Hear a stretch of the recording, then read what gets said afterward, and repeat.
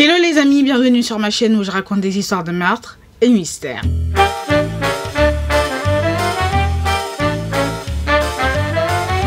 Pour les nouveaux, bienvenue, je m'appelle Osnel et je suis là tous les mercredis et les samedis pour vous raconter les histoires les plus sordides, les histoires les plus what the fuck qui existent dans ce monde. Alors si tu passes par là et que mon contenu te plaît, n'hésite pas à t'abonner, à activer la cloche de notification et surtout à venir me suivre sur Instagram. Et pour les anciens, ouais, y'a Nose, y'a ma babies, thank you, merci de faire partie de l'aventure meurtre et mystère. Alors, petit disclaimer avant de commencer, je tiens à vous rappeler que ce contenu s'adresse à un public averti. Ce contenu est déconseillé au moins de 12 ans. Alors oui, pendant cette vidéo, tout le long de la vidéo, je vais siroter mon café parce qu'aujourd'hui, je suis extrêmement fatiguée, je sais pas pourquoi. J'ai une fatigue de dingue. Déjà, je me suis réveillée tard parce que j'étais fatiguée. Ensuite, là, il va bientôt être 17 h, je suis extrêmement fatiguée. Donc, pour tenir, du coup, je vais siroter mon café pendant toute la vidéo. Alors, voilà. Donc, aujourd'hui, nous allons parler d'une histoire tragique. Nous allons parler d'un infanticide. Nous allons donc parler de l'affaire Dylan Redwin. Alors, qui était Dylan? Dylan est né le 6 février 1999, c'est-à-dire quelques jours après moi. Je suis née le 1er février 1999 et vous allez comprendre en fait que tout au long de la vidéo, c'est quelque chose qui va vraiment... c'est une affaire en fait qui m'a énormément touchée parce que c'était quelqu'un de mon âge en fait qui est né quelques jours après moi. Like, c'est quelque chose qui va énormément me toucher en tout cas. Donc voilà. Donc Dylan est né le 6 février 1999 et ses parents étaient Mark Redwin et Helen Hatfield. Alors Dylan était le second enfant du couple, il était le second fils du couple. Donc le couple s'est mis ensemble en 1989 et ils vont passer 18 ans ensemble, c'est-à-dire qu'ils vont divorcer en 2007 et apparemment c'était un divorce catastrophique. Like, c'était... En fait, moi j'ai jamais compris en fait le principe de comment on passe de l'amour à la haine. Enfin, c'est dingue en fait, c'est dingue. Donc les deux parents, ils avaient plein de problèmes. Enfin, c'était très compliqué, mais bon, voilà.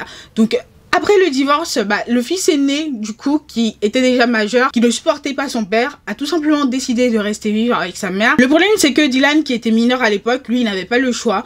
Donc, une garde partagée a été mise en place, du coup, par la justice. Et ça a été tout simplement imposé au jeune garçon. Alors, Dylan faisait, du coup, les allers-retours entre le domicile de son père et le domicile de sa mère. Et apparemment, le domicile de son père était situé à 6 heures de route du domicile de sa mère, au point où, le jeune garçon, pour y aller, il était obligé de partir en avion parce que qui va le conduire là-bas avec 6 heures de route à faire, enfin like, c'est un peu abusé. Donc il partait tout le temps en avion. Donc la garde partagée fonctionnait, tout allait bien jusqu'à ce qu'un jour le père de Dylan, c'est-à-dire Mark Redwin, va proposer du coup à son fils aîné de venir avec lui et Dylan pour un road trip.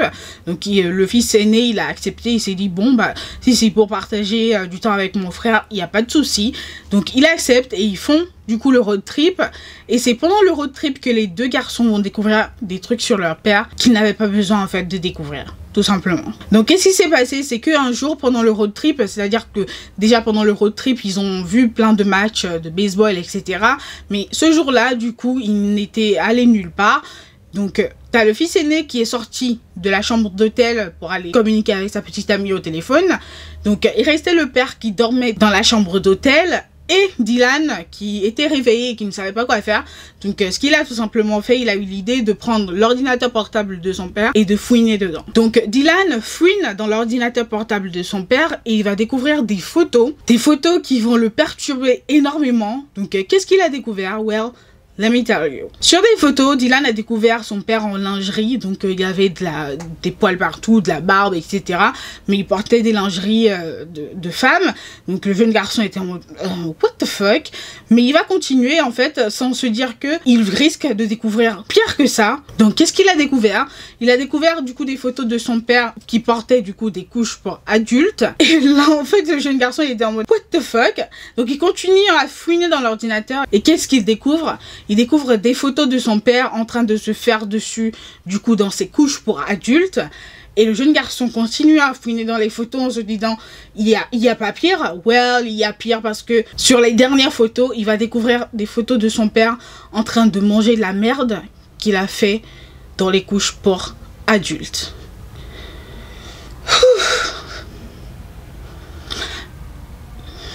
Soudainement, en fait, j'ai limite plus envie de faire la bise aux gens. je sais pas pour vous, mais j'ai plus envie de faire la bise parce que... Oh, no way. What the hell? Oh, c'est dégoûtant. Mais monsieur... Oh, ew. Whatever. Donc Dylan, il voit les photos. Qu'est-ce qu'il fait? Il était perturbé, mais il va tout de suite aller voir son frère à l'extérieur et lui dire viens voir, j'ai des trucs à te montrer. Donc son frère arrive et il lui montre en fait les photos de leur père, toutes les photos qu'il a découvertes. Et du coup le frère, qu'est-ce qu'il a fait? Il a pris des captures des photos avec son téléphone au cas où.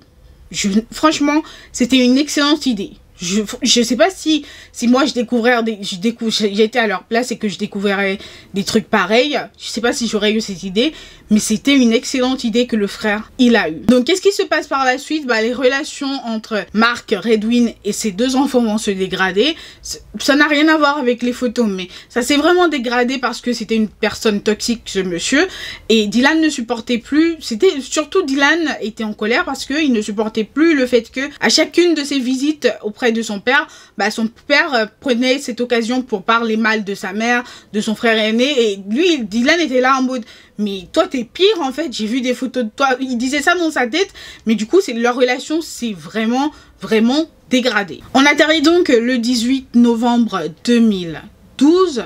Ce jour-là, Dylan, du coup, il a pris, comme d'habitude, un avion pour se rendre chez son père parce que c'était le tour de garde de son père. Déjà la veille c'était le tour de garde de son père, mais il y a eu un empêchement, donc il a pris l'avion le 18 novembre 2012 et il est arrivé du coup dans la ville de son père et son père est venu le chercher. Donc après qu'il soit venu le chercher, ils sont partis dans un Walmart. Un Walmart, c'est une sorte de boutique dans laquelle tu trouves tout, mais vraiment tout. Donc ils sont partis dans un Walmart et ils ont vaqué à leurs occupations en fait, chacun a choisi ce qu'il voulait, etc. Ensuite ils ont payé. Puis après ça, ils sont partis dans un McDo et ils ont pris du coup au McDo des trucs à manger et ils sont repartis du coup au domicile du père de Dylan. Alors il est important de noter que ce jour-là, juste après avoir atterri du coup et avoir vu son père à l'aéroport, Dylan lui a demandé s'il pouvait aller passer la nuit chez l'un de ses amis qu'il avait du coup dans la ville de son père, et son père va lui répondre non. Mais vous imaginez, il est à peine arrivé qu'il voulait déjà le fuir. Donc voilà, on en revient du coup à après le McDo, ils ont mangé leur McDo à la maison et ensuite chacun allait se coucher. Donc on atterrit donc le lendemain, c'est-à-dire le 19 novembre 2012. Ce jour-là du coup, Mark s'est réveillé apparemment aux alentours de 7 h et vers 7h30, il s'est mis à essayer de réveiller son fils parce que lui, il y avait des courses à effectuer du coup en dehors du domicile et il voulait que Dylan l'accompagne. Sauf que bah, Dylan va refuser et lui dire qu'il voulait rester dormir. Donc apparemment, il serait parti du coup faire ses courses tout seul et il est rentré aux alentours de 11h30. Donc selon Mark, quand il est rentré du coup, il n'y avait pas Dylan à la maison, Dylan n'était pas à la maison, donc il s'est dit bon, peut-être qu'il est parti jouer avec ses amis ou quelque chose du genre. Donc lui il a fait une sieste jusqu'à X heure et c'est en se réveillant du coup de sa sieste et qu'il ne voyait toujours pas son fils qu'il s'est mis à essayer de le contacter sur son téléphone et que bah, son fils ne répondait pas. Donc apparemment c'est après ça qu'il a prévenu la police du coup et leur a dit que son fils avait disparu. Après ça, il a appelé la maman de Dylan et elle s'est tout de suite mise en route du coup pour arriver dans la ville où le père de Dylan habitait. Alors après que les policiers aient été mis au courant du coup de la disparition de Dylan, personne ne savait où il était, il ne répondait pas, enfin c'était inquiétant. Donc les policiers ont commencé à traiter l'affaire au début comme une fugue, mais ils vont très vite changer ça du coup en disparition et entre le 19 et le 20 novembre, des battues seront organisées pour retrouver Dylan, mais sans succès. Après ça, entre le 24 et le 25 novembre, des chiens du coup renifleurs vont retrouver l'odeur de Dylan près d'un lac. Et donc des plongeurs seront envoyés dans le lac pour essayer de voir si le jeune garçon, son corps il se trouvait dans le lac. Mais il n'y avait rien dans le lac. Alors, dès le 27 novembre, la mère de Dylan va publiquement du coup accuser le père de Dylan d'être à l'origine de la disparition de leur fils. Enfin, personne ne comprenait pourquoi elle lançait cette accusation-là, mais en tout cas, elle a lancé cette accusation-là. Puis, 2 jours après, du coup, une perquisition et une expertise sera effectuée au domicile du père de Dylan, c'est-à-dire de Mark Redwin.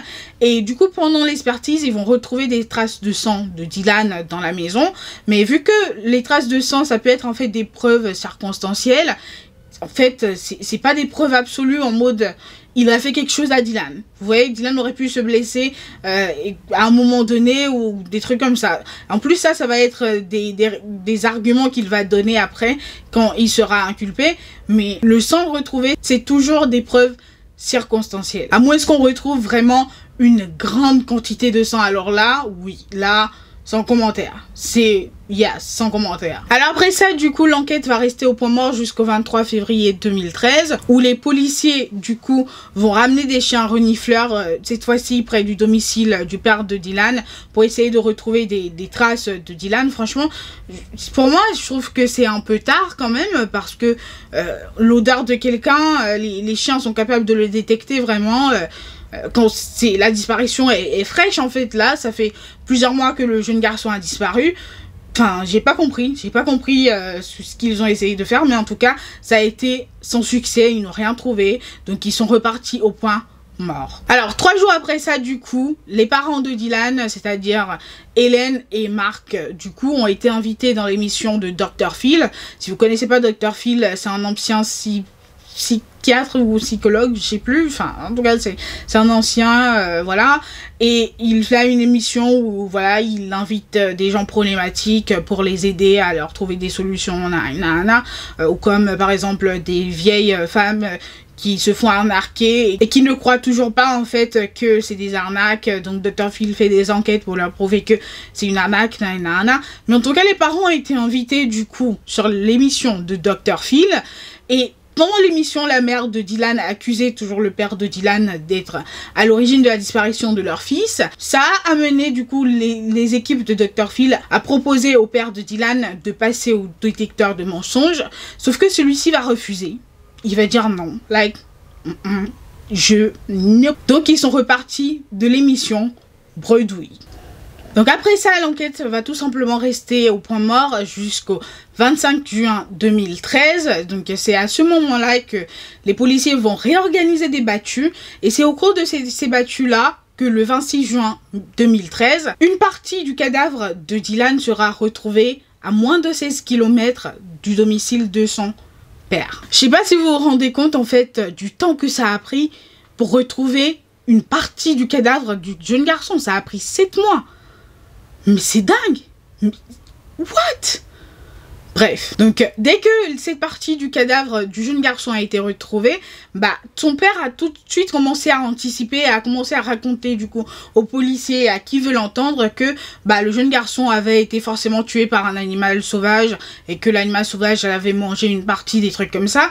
Mais une autopsie va être réalisée et les résultats de l'autopsie seront publiés le 28 juin 2013. Et vont balayer tous ces arguments qu'il donnait parce que l'autopsie va révéler que le jeune garçon avait des blessures contondantes qui ont été forcément infligées par des objets, donc qui ont été forcément infligées par un humain. Et les résultats de cette autopsie vont tout simplement permettre aux enquêteurs de déterminer que le jeune garçon a été assassiné. Ce n'était pas un accident, ce n'était pas un animal sauvage qu'il a mangé ou quelque chose du genre, il a été assassiné. Alors après les résultats du médecin légiste, les recherches vont continuer pour retrouver du coup l'autre partie du cadavre du jeune garçon. Et pendant ce temps-là, une perquisition et une nouvelle expertise seront effectuées au domicile de Marc le 14 août 2013. Puis après ça, l'enquête va repartir à un point mort, c'est-à-dire il n'y a plus rien dans le dossier, on ne sait plus dans quel sens aller, jusqu'au 19 août 2015 où Marc sera officiellement reconnu comme premier suspect dans le meurtre de son fils. Mais bon, il est passé suspect, mais on n'a toujours pas de preuves, on n'a toujours pas l'autre partie du cadavre du jeune garçon, on n'a aucune preuve contre lui, on ne sait rien. Donc les recherches vont continuer jusqu'au 1er novembre 2015. Ce jour-là, ils vont retrouver l'autre partie du cadavre du jeune garçon à moins de 2 km de l'endroit où ils avaient retrouvé la première partie de son cadavre. Franchement, je sais pas comment ils ont géré ça, parce que si c'est à moins de 2 km, comment vous avez fait pour ne pas retrouver ça la première fois? Sans commentaire. Donc une nouvelle autopsie du coup sera réalisée sur cette partie du cadavre du jeune garçon et cette autopsie va tout simplement valider la première, indiquant que il a été assassiné. C'était un meurtre, voilà. Ce n'était ni un accident, il n'a pas non plus été mangé par un animal sauvage, il a été assassiné. Alors après la découverte de l'autre partie, enfin c'est de la deuxième partie du coup, deuxième et dernière partie du cadavre du jeune garçon, l'enquête va rester au point mort, c'est-à-dire que l'enquête va continuer, mais on ne sait pas ce qui se passait jusqu'au 22 juillet 2017, où ce jour-là, ils vont se dire, bon, on a assez de preuves contre Marc pour l'arrêter, donc il a été arrêté ce jour-là, et il a été inculpé de meurtre au second degré, c'est-à-dire qu'il n'y a pas eu préméditation. Voilà. Mais il a été également inculpé d'abus sur enfant ayant conduit au décès de celui-ci. Et vous savez quoi, parmi toutes les preuves qu'il y avait contre Marc à l'époque, du coup qui a conduit à son arrestation, il y a le témoignage de son ex-femme, son ex-femme avec qui il était marié avant du coup d'épouser la mère de Dylan.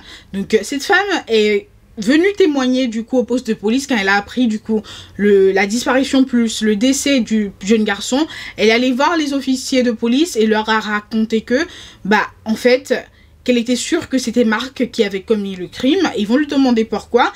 Elle va leur dire que il y a 30 années de cela, vous imaginez à quel point ce qu'elle allait dire l'a marqué pour qu'elle s'en rappelle 30 ans plus tard.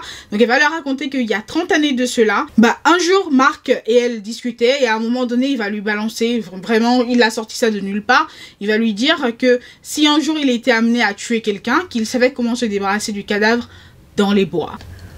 Et d'autre part, l'une des autres choses du coup qui a mené les officiers à penser que Marc était coupable, c'est le fait que vous voyez toutes les recherches qui ont été organisées, toutes les battues, enfin tout ce qui a été organisé autour de la disparition de son fils, en fait il n'a participé aux battues qu'une seule fois. Genre aux recherches, à tout ce qui a été effectué comme recherche autour de la disparition de son fils, il n'y a participé qu'une seule fois. On parle de ton fils. Même si c'est toi qui l'as tué, fais semblant au moins. Donc avec tout ça, du coup, son procès devait débuter en novembre 2018, mais a été reporté pour septembre 2019, puis sera reporté pour avril 2020, sera encore reporté pour octobre 2020, sera encore reporté pour janvier 2021, avant d'être reporté pour mai 2021, mais le procès aura finalement lieu de juin à juillet et aura duré 5 semaines. Je parle bien de juin, juillet 2021. Et vous savez quoi? L'une des choses qui m'a énormément du coup marqué dans ce procès, c'est le fait que c'était émouvant à chaque fois que la mère ou le frère de Dylan prenait la parole, parce que déjà je vous ai expliqué ce truc qui est que on était proches en âge, enfin on avait pratiquement le même âge. Pratiquement on avait le même âge, enfin il est né quelques jours après moi, mais il y avait aussi le fait que à chaque fois qu'ils prenaient la parole, tu ressentais leur douleur. Et ça c'est énorme. C'est énorme. Quand tu arrives à ressentir la douleur de quelqu'un, c'est que la personne doit souffrir extrêmement. C'était une petite parenthèse. Donc pendant le procès, l'accusation va tout simplement affirmer que Marc aurait assassiné son fils d'un coup de colère quand Dylan l'aurait du coup confronté par rapport aux photos qu'il avait vues sur son ordinateur portable. Et pourquoi l'accusation est partie en fait sur cet argument-là, c'est parce que un jour, quand Dylan était chez son père pour son tour de garde, son père s'était remis à parler mal de sa mère et de son grand frère, et ça avait tellement énervé Dylan qu'il a envoyé un message à son grand frère lui demandant de lui envoyer les captures des photos qu'il avait prises, parce que il voulait le confronter et lui dire qu'il arrête en fait de parler mal des autres, parce que lui-même il est pas blanc et qu'il est dégueulasse. C'est pour ça que l'accusation va tout simplement partir sur cet argument-là. Et franchement, je ne vois pas une autre raison qui l'aurait poussé du coup à assassiner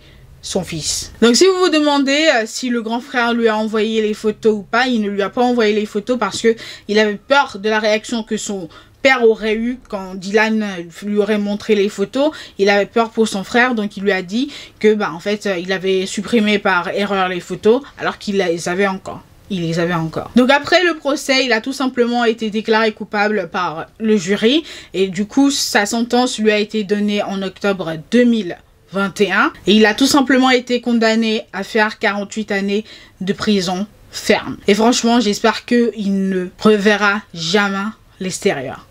Ça, je croise les doigts pour qu'il ne revoie jamais l'extérieur. Donc voilà les amis, l'histoire d'aujourd'hui, j'espère qu'elle vous aura plu. On se retrouve une prochaine fois pour une nouvelle histoire. En attendant, je vous souhaite une bonne journée, portez-vous bien et faites de bons choix. Bye guys.